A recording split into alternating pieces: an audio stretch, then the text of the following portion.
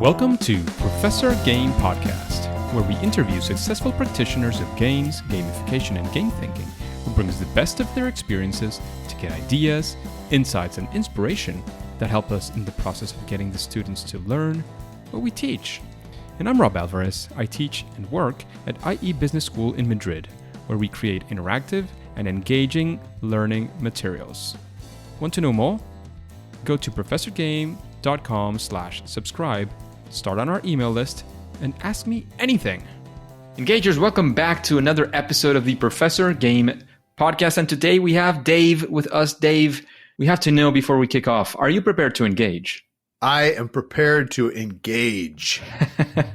Let's do this. Let's go. Because Dave Beck is a practicing 3D digital and new media artist and designer who lives in Wisconsin. He is a creator of the award-winning video game Tombeaux and also the recipient of the 2010 International Science and Engineering Visualization Challenge Award, which is given by the National Science Foundation in the US, I'm guessing. So Beck's artwork has been featured in the publications such as the New York Times, Sculpture Magazine, National Geographic, the journal Science, and the book GameScenes, Art in the Age of Videogames. And when he is not making interactive experiences, he is a professor of game design and the director and associate dean of the University of Wisconsin-Stout School of Art and Design, the largest higher education art and design program in the upper Midwest. And he's also the founding director of the Game Design Bachelor of Fine Arts, which is ranked as one of the top game design programs in the country by the Princeton Review. So many exciting things going on in your life, Dave. Is there anything that we're missing from that intro?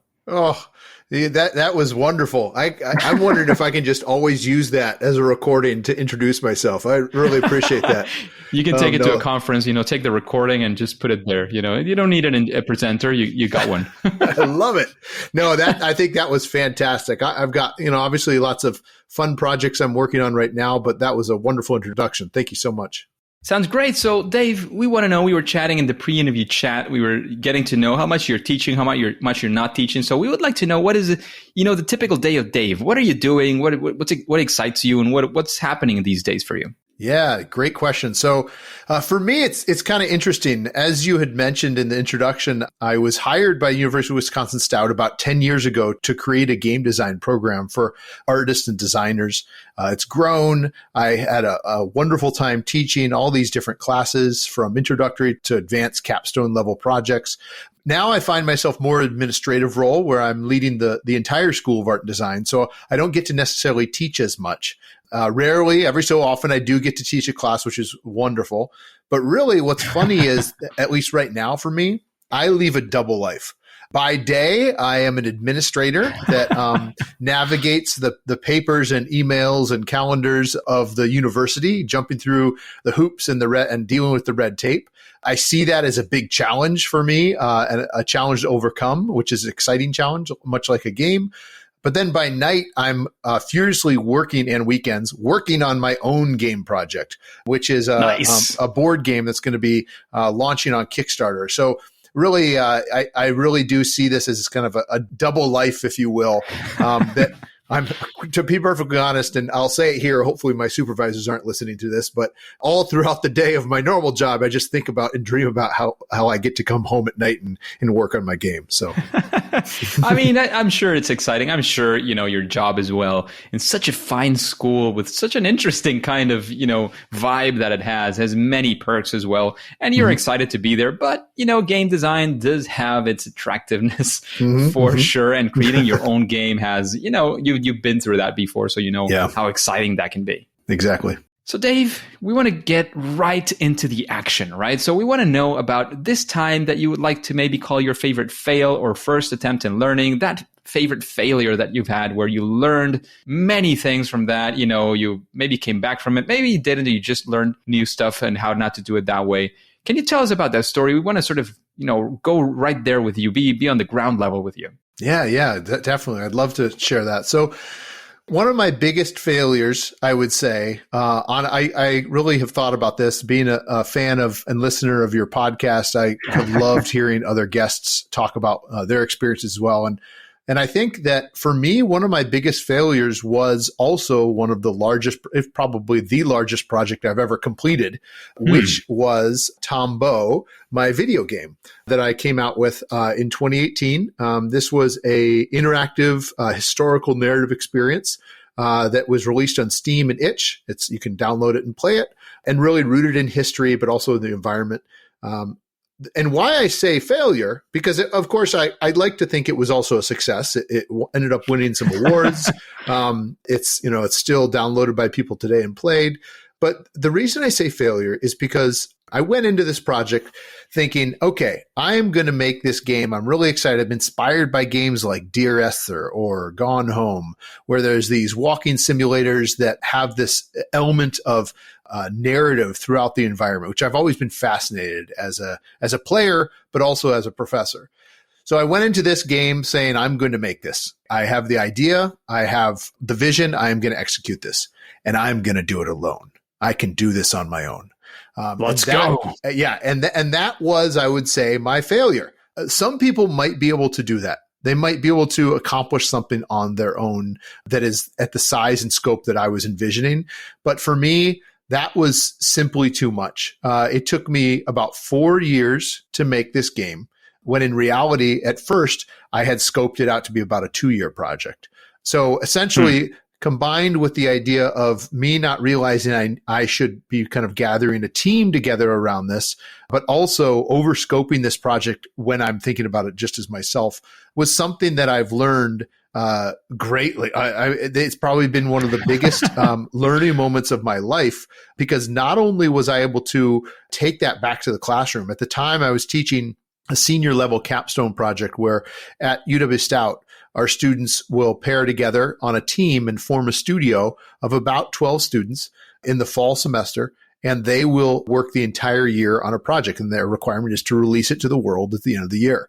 And so I was able to take back what I had learned and the failures I had kind of discovered to make sure that my students wouldn't fail as well in that same respect. And then equally so, the same thing I've done with applying to the project I'm working on now, where I've wanted to make sure to avoid that, some of those same mistakes of what I did with Tombeaux. And again, just to cap this off, I do by no means want to say that Tombeaux is a failure, but if I could have gone back and done things differently, I most definitely would. And that would have been inviting others to the table. And is there, because of course, 4 years is quite some time in which many things happened. Is there, I don't know, a night, a morning, wherever you want to go for that you were frustrated and said, like, I don't know, I'm going to throw this out the window, or like whatever that looked like, where you said, look, I should have gone for a team. Maybe it's too late now. I got to push through. I don't know, one of those sort of low moments where you said, and how did you sort of convince yourself to keep moving forward? Because you clearly did. You did launch your game. Yeah.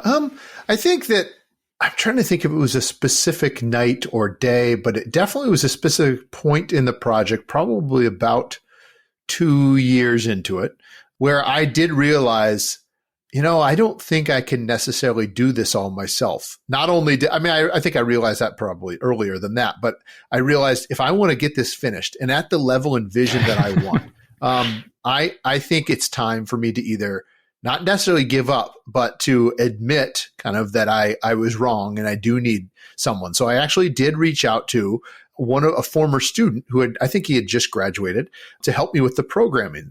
It's minimal scripting in the game, mainly because it is a walking simulator, but there is still some levels of interactivity and some things I wanted to have happen that maybe I could have sat down and really tried to figure out how to learn how to implement. But since my expertise is much more in the design as well as the art, the 3D modeling environment side of games, I decided it was then that I needed to reach out to someone. So I did. And that was a major breakthrough in helping me to understand this is possible for me to accomplish, especially since I've got a full-time job that has nothing to do with games. It's me being a director for a school. And so it's at night or on the weekends where I'm able to squeak in a little time, and mostly in the summers, as we know with academics, oftentimes that's our time to really conduct research. So that's what I decided to do, and that really did help to steer the ship back towards a more positive outcome. So bringing someone in, accepting, that moment of acceptance, and this is crucial. I want to highlight this one because it is crucial. When we do realize, I talk a lot about this in my gamification and workshops and classes, you are going to do many things right, and you are going to do or assume things that are wrong, and that's okay. Mm-hmm. The important thing is when you look at it with as much of a scientist mind as you can, with as little emotion you can draw out of it, especially when, I tell my students to not get too attached to their first, especially their first prototype, so that, you can just throw it in the trash and it's going to be kind of okay. Yep, exactly. So that moment of realizing, I think, is crucial, and not only realizing, but doing something about it. It's not, I should have looked for help. It's too late. No, you were 2 years in, you had 2 years out still, or maybe more if you didn't reach out to somebody else. Yeah, exactly. Or maybe it wouldn't have been finished. And I'm the type that really does try and finish something that they start. But sometimes you do have to admit when, like you said, hopefully not 2 years later that you'd throw something in the trash, but you need to admit sometimes that it's time to set that aside. It's not working. And sometimes it's other people that need to tell you that, but also you need to be able to listen to that as well, hopefully through some constructive feedback. Of course. And that's exactly where I was getting to. Sometimes you have to listen to, or at least observe people, interacting with whatever you're creating, having those prototypes, be tested, play tested, talk out to people, reach out, see how it's working, and see how you are working as well. This is something we don't talk too much about, but you might be exploiting yourself in many ways, right? And that was what happened to you. And looking back and saying, look, I reached this, at least I realized, semi on time. You could argue it could have been earlier. Yes, no, it could have been later as well. You realize, and that's where the point of, pivoting and doing things slightly, a lot, a little bit, a ton, completely different, whatever that's going to look like. But doing that pivot is something we got to accept moving forward. So is there anything else you'd like to highlight from that experience? No, I don't think so. I mean, overall, it was a great opportunity to mirror what I was teaching in the classroom and use that with my students to help as real world examples, saying this is what I went through. This is what I would suggest. Here are some options. And it really did allow me to be a better teacher, but then, back in the other way around, allowed me to be a better game designer and developer as well, seeing and learning and teaching with my students. Absolutely. I'm sure it did. And talking about getting better and being better in that sense, we'd like to take a 180-degree spin and look at something else. Look at a time, maybe it could be related to the same project, maybe another one, I don't know, it's up to you, that actually went and you could talk about it and say, this was a success. And I want to say, I had a few success factors, which are these and these. We want to be there in that story with you. We want to go through it and understand, again, some of those key factors that we can take away, especially remember that the audience, which you're part of as well, Dave, as you were mentioning, we're looking for, insights, something that maybe I can apply in my experience, or maybe just get some ideas through my head as well. Yeah. So I think for sure, just moving on from Tombeaux, the amount that I learned and was ready to apply to my next project was night and day. It was pretty amazing. So I'd like to talk a little bit about Distilled, which is my current project.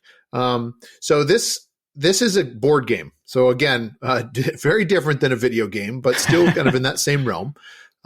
At our university, we in our game design program, as you find with many schools, of course, our introductory class is all focused on physical prototypes and more game-based learning around board games and card games and puzzles, as opposed to video games, not inserting the technology yet. So anyway, without going into the long story of how I came up with the idea for Distilled, I will tell you what I was lucky enough to be doing was I was on sabbatical in Scotland, and I was researching and studying there. And actually, I was doing more work with virtual reality and augmented reality, and this idea for a board game came to me. But the thing that was different for me was that right when I thought of this game, I realized two things that I needed to do differently if this was going to become a project as big as Tombeaux or bigger. I knew that I needed to invite people into the fold, bring people with a different expertise to the table right away from the very ground. And that's what I did. I reached out to a friend of mine who also teaches at my university, Eric Evanson, who's an artist and designer, graphic designer, to essentially partner with me on this game. And then over the course of the last few years, I've reached out to others as well and built a team up around the game. So that was one thing that I learned that I feel has really become successful and helped Distilled success. The other thing I'll say that I didn't mention with Tombeaux, but was definitely another, I guess you could say, failure or something that I learned from, was playtesting. So with Tombeaux, again, this idea of more of a narrative experience that is almost like an interactive film, if you will.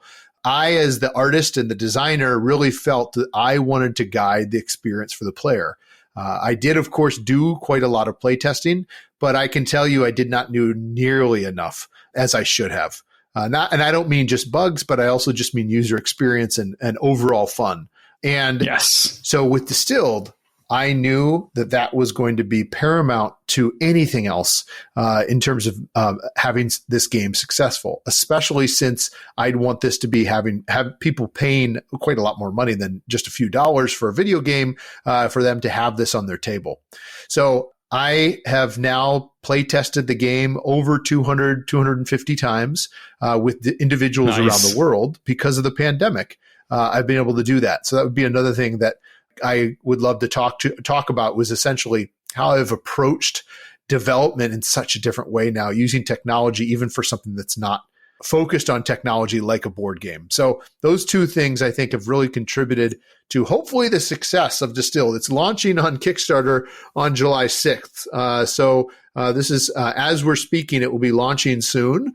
And I'll be very curious to see how it does there. But hopefully, thanks to the amount of focus I've had on bringing a team together around a common goal of developing and creating this game, but also the hundreds and hundreds of people that I have had play this game and receive their feedback through copious notes, surveys, questions. I'm hoping that is really going to also contribute to the success of the game. Nice. That sounds very, very interesting. And just curious, have you run a Kickstarter campaign before? I have not. So that's so I am sure there's going to be, maybe if you wouldn't mind thinking about having me on again in a year or so, that hopefully that's not another failure. We'll see. You should reach out or at least listen to the episode by Joe Slack. I don't know if you heard it. I did. Fantastic. He's a, master ninja in the launching of things in Kickstarter, especially board games. So I do think there's a lot of value there. He has free material. He has paid material as well. Might be, even with the couple of weeks you have ahead of you still, it's not a lot, but maybe you can still do some of those ninja techniques and help, hopefully, quite a lot to contribute to the success of that game, which hopefully will be happening. Yeah, exactly. I'm a big fan of Joe. I've been following his blog for a while. He actually is, I don't know if it's released yet, but he was releasing a book about this as well. So, he's really an impressive individual in terms of what he's been able to accomplish, not only with his advice, but obviously the games he's designed. So I've been following his advice as well as numerous others for about the last year and a half, actually, reading copiously, trying to best prepare, because Kickstarter in itself is a game. It's a challenge. It's a complete gamified experience. And I think that's also why tabletop games do so well on that platform, because the people that want to purchase and back these creators, they love a good game and they love a good challenge and a puzzle and unlocking things. And that's exactly what Kickstarter is all about. So we'll see how I do. But yeah, again, it's a very tense, nervous time for me right now. That's for sure. So Dave, you are a professor of game design and of course the director of the University of Wisconsin-Stout School of Art and Design. So this is a question that is probably very well geared for you. So when you are designing a video game or a board game, whatever that's going to look like, you take the route you wish. Do you follow some sort of process? What are, the steps that you do or that you teach, or, whatever route you want to take down? You want to explore a little bit your brain in that sense and know a little bit more about what this looks like for you. Yeah. So both when I work on a project, my own project, but also when I teach, I'm a big, big believer, as many of us are, in Scrum and working from sprint to sprint with our students and our projects, or on my own.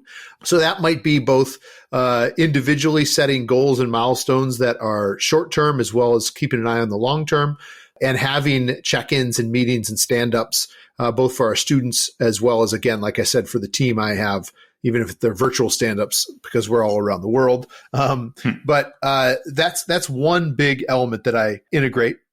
Another thing that I do, probably because of my background in art, I believe very strongly in the idea of a vertical slice and delivering a vertical slice along with a playable prototype. So this might be for video game students that are in their senior year working on a game. As an example there, like I'd mentioned before, they're working over the course of basically 9 months on a game. Nice. These are teams of 12 students, so they're larger teams. They're all seniors. This is their final project in their studies at the university. Half of that team of 12, so about 6 of them, are focused mainly, they're mainly computer engineers. So they're programmers, scripters, coders, mostly working in engine and programming, while the other half are artists, everything from more two-dimensional concept art and UI to 3D and animation. And then usually a few on each of those sides also end up being the game designers.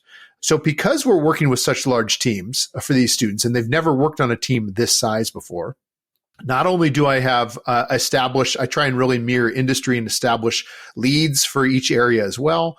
But I also, again, like I said, have people set up, follow a Scrum model and having sprint reviews every couple of weeks. We usually do about every 3 weeks. We do a sprint review. So that's one thing I do. I'm also a very big proponent of, like I said, with the idea of a vertical slice, so that artists can demonstrate kind of what they're delivering on and the programmers can demonstrate what they are. And I also what do you mean by vertical slice? Oh yeah, let me describe that. So, for instance, let's say for 9 months they're working on a game, and the final game needs to be a deliverable that's downloaded via itch or Steam, polished game, playable, usually on a computer.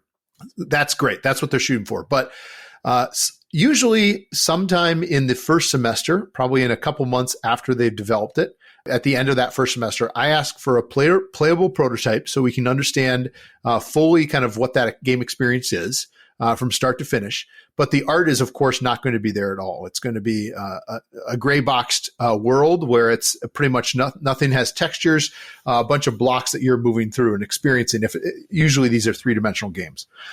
At the same time, what I also ask of my artists is a vertical slice. So this happens about halfway through the project. And what this means is I want to see just a slice. Think of the game as a big cake. And I want them to slice one tiny little slice out of there to let me see the frosting, let me see the cake itself, the sprinkles, maybe even the candle on top. So I want to see what would the fully polished game would look like as well. So what this does is it allows the artists to just concentrate very heavily on one scene. That's all literally it is, one little scene, so that we can develop that aesthetic and visual and look for the game and know that this is what we need to accomplish by the end of this project. Not only do we have to have everything playable and a fun experience that's been play tested, but we also want it to look like this, whatever that might be. And that's what I call the vertical slice. So you're basically slicing through the whole project so that we can see basically from top to bottom, but just one little slice out of that game cake, if you will. Nice. Interesting. So a scene that could be playable and you can see the surroundings, you can see the player, maybe some NPCs as well, whatever that's going to look like. If it's a battle mode, you can see them sort of, knocking their swords back and forth, whatever that's going to look like. I understand, right? Yeah, exactly. A very small slice of it, because obviously that takes quite a lot of work. But what that does is it allows the artists to see their scope. Oftentimes with programming, with the gameplay mechanics, we can establish that scope fairly easily, because as we design those levels and we start to very quickly, roughly program things out, we can see what that is like by the end of that first semester. But the artists, unfortunately, if a team does not do something like that or similar, the artists think they will have enough time to finish everything in the game. But they don't have anything to base it on. And so when I require them to have a vertical slice, they can very quickly then say at the start of that next semester, whoa, wait a minute. That took us quite a long time. We need to come up with some efficiencies on our workflow and pipeline on how we're creating assets. But B, we might need to cut back on the scope here because we're not sure if we're going to be able to accomplish all these things that we have envisioned for the full game, if that makes sense. Of course it does. It makes a lot of sense. Thank you very much for slicing through your process in that sense. Anytime. Just a quick break before we continue with this episode.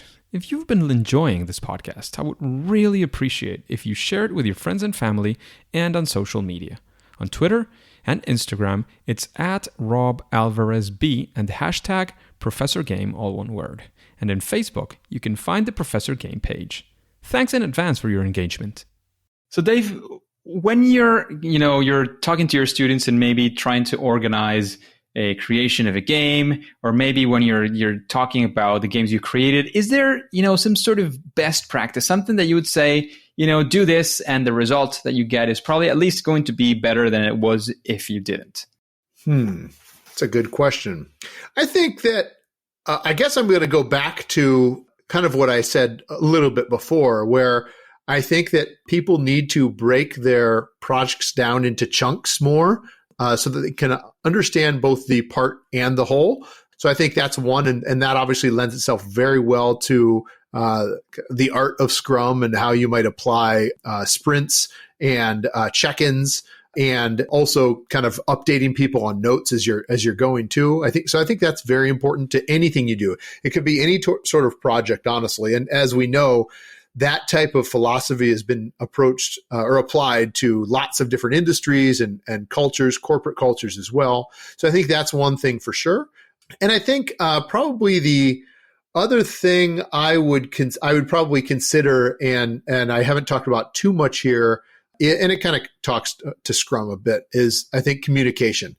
I think that there's not enough communication going on between teams and individuals on a team, on a project. And that oftentimes I will find is the downfall of that team or that project. So much of my experiences in real world game design development, as well as my own projects and student projects, as well as where I am now in administration, comes down to a lack of communication or a misunderstanding between two people. So I think that's another really important part that shouldn't be dropped and shouldn't be set aside or taken lightly, is that the power of communication and how that can propel your project towards even greater success, or handicap it so that it is not going to be able to achieve the full success that you hopefully you might have envisioned. That makes a lot of sense. Those couple of recommendations sound absolutely great. And talking about recommendations, I know you've heard a few episodes before, so you probably have a pretty good idea of some of the people who've been around. Is there somebody that comes to your mind and say, oh, I would really like to listen to this person, this character, interviewed in an interview like this one in Professor Game? Yeah, so I do. I have two, and I hope it's okay that they're going to be recommendations of people that I know. I've never heard them interviewed like this, though, so I'm gonna put them out there. The first one I'm going to put out, her name is Chelsea Lovejoy. She is a professor of psychology at the University of Wisconsin-Stout, where I teach. And the reason I want to bring her and lift her up as a consideration is that she probably before most, I think most people across the country even started to apply the idea of gamification to their classroom. She's really been a forefront leader in that discipline for probably around 10 years. But more so, not only has she implemented that just immensely well in her classroom, she also teaches a fascinating class called The Psychology of Games at our university. And I think that the things that she'd be able to have to say to share about her experience, not only how she's applied gamification to her learning in classroom, but also the things that she teaches, I think would be quite fascinating. So that would be one. And if I can cheat and just give you one more. Sure. Jay Little, who is a very well-known game designer. He designed X-Wing, the miniatures game, as well as many, many other games, is a very gregarious, outspoken, energetic individual that has really been, again, one of those leaders in education for teaching games and game design. In fact, he specializes in teaching introduction to game design. So that kind of introductory experience that students might first have, where they might have been in high school and they love video games and they think they want to be a game designer. And Jay's the first person that we know those students, and then they get to school and some of them do quite well, and some of them realize it's not all just sitting and playing video games, it's research. So Jay is a really unique individual that I think he has a lot of really great personal stories and really has applied quite a lot of unique ideas and approaches to his introductory game design class that he teaches.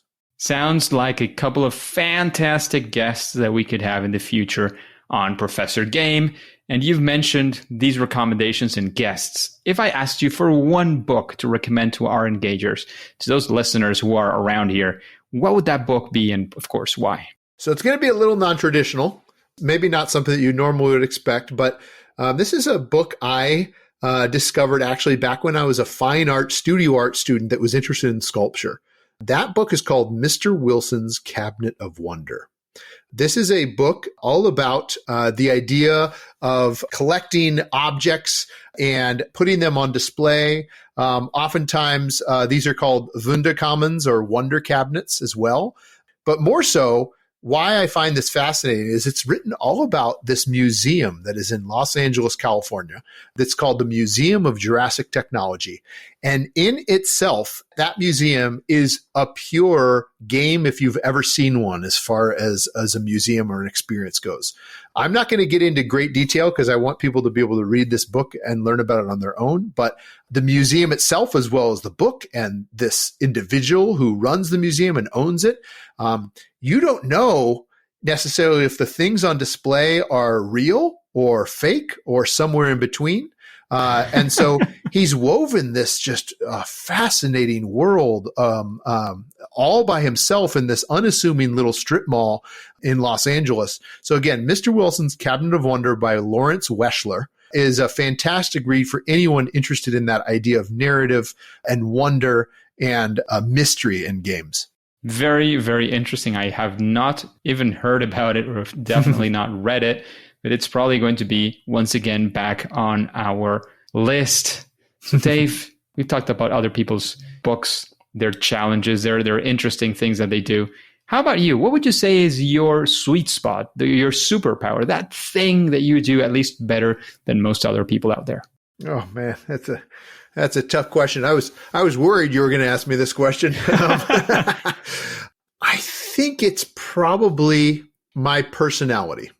So I know that sounds silly, but I think that now that I've discovered that working as a team is so important to the development of a game or a project, and I've realized that that's why I've been successful and happy in the classroom or successful as a leader at my institution for administration, I've really tried to lean into that with working with members on my team and also promoting and talking about my game or whatever I might be talking about.